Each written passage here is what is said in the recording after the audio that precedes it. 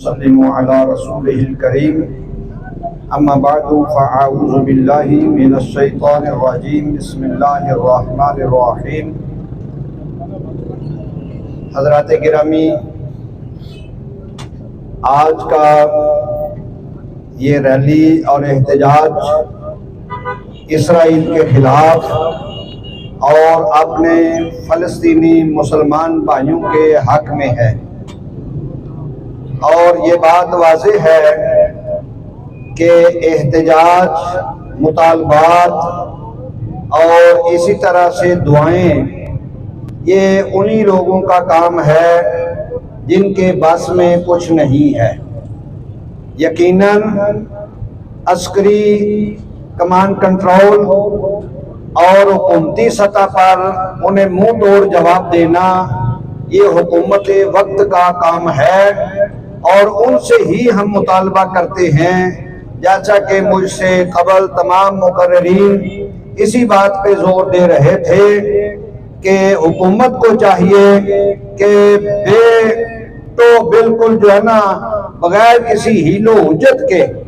دو ٹوک فلسطین کی حمایت کا اعلان کرے اور اسرائیلیوں کے مقابلے میں اپنی افواج کو بھیجے۔ یہ ہمارا مطالبہ ہے، اور اگر ایسا نہیں ہے تو پھر مجاہد ہم دیتے ہیں،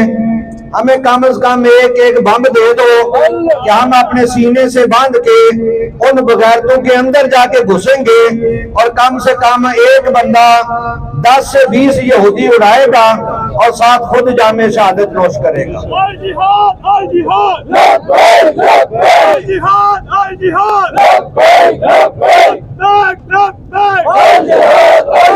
یہ یاد رکھیں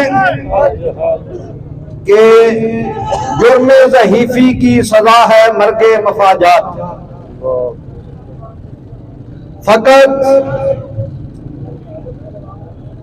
آنسو بہا لینے سے، فقط رو لینے سے قوموں کے نہیں پھرتے ہیں دن، فقط رو لینے سے قوموں کے نہیں پھرتے ہیں دن، خون فشانی بھی لازم ہے اشک فشانی کے ساتھ۔ آج ضرورت ہے کہ ہمارا ملک اللہ کے فضل و کرم سے ایٹمی پاور ہے، تو یہ کہاں کام آنا ہے؟ کیا اس کو شو پیس کے طور پہ رکھا ہوا ہے، یا اس نے کہیں کام آنا ہے؟ تو کب کام آئے گا؟ جب مسلمان جامع شہادت نوش کر دیں گے، اور ادھر دیکھ لیں آپ پوری الکفر ملت واحدہ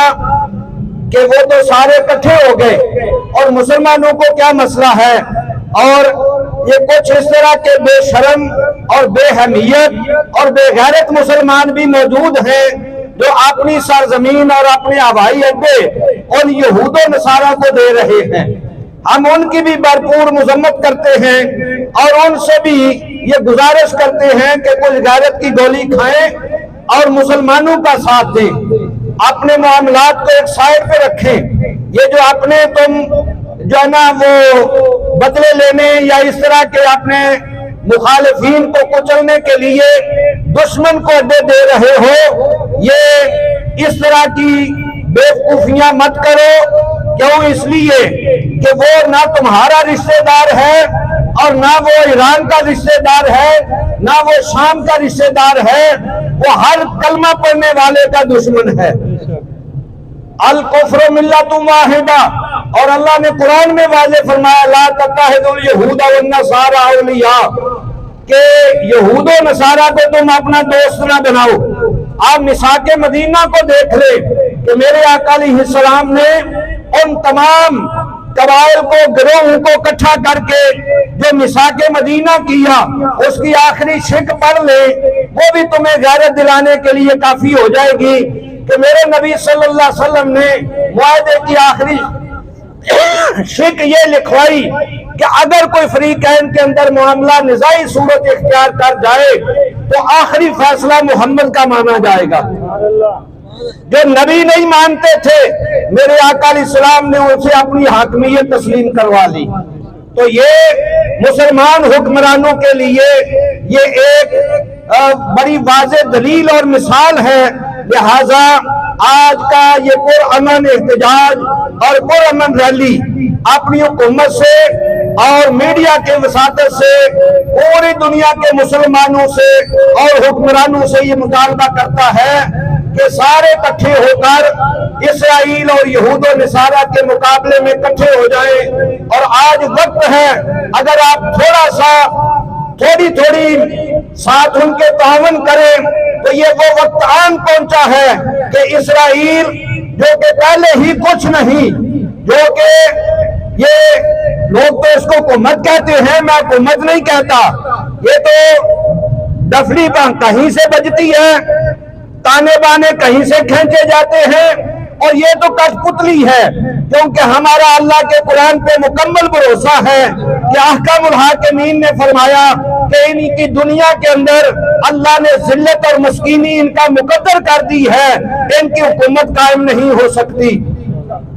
تو تھوڑا سا آپ محنت کریں اگر، تو اس کا صفحہ ہستی سے نام مٹ سکتا ہے، اور اس کو نشان عبرت، اور وہ امریکہ جو بڑی تکلیف ہو رہی ہے اسے یہ بھی پتا ہونا چاہیے کہ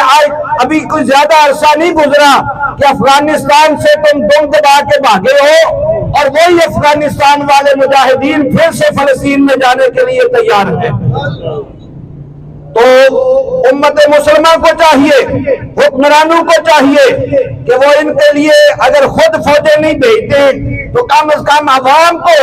وہاں جانے کا موقع دیں، اور ایک بم دے دیں، پھر آگے دیکھیں ہم کرتے کیا ہیں۔ تو اس لیے پھر میں یہ مطالبہ کرتا ہوں کہ حکومت وقت کو ہوش کے ناخن لینے چاہیے، اور پبلک کی آواز پہ توجہ کرنی چاہیے۔ اللہ تعالیٰ سے دعا ہے کہ احکام الحاکمین ہمارے ان مسلمان بھائیوں کی مدد فرمائے،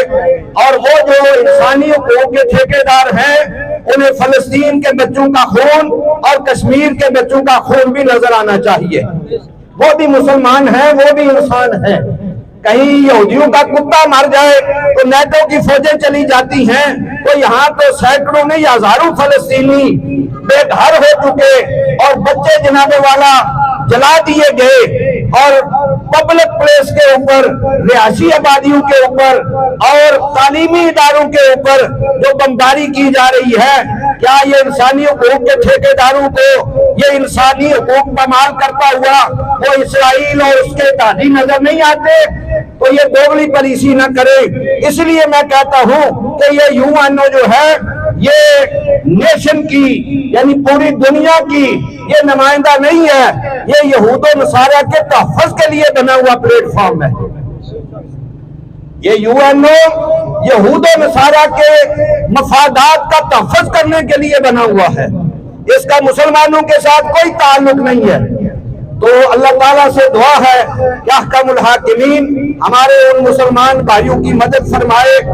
اور امت مسلمہ کے جتنے بھی سربراہان ہیں اللہ انہیں غیرت عطا فرمائے، انہیں وہ حمیت عطا فرمائے، تاکہ یہ مسلم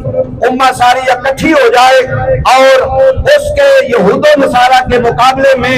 یہ ساری اپنی تمام تر قوتیں اور صلاحیتیں ایک جگہ پہ مجتمع کر سکیں۔ اللہ ہم سب کا حامی و ناصر ہو۔ وآخر دعوانا الحمدللہ رب العالمین۔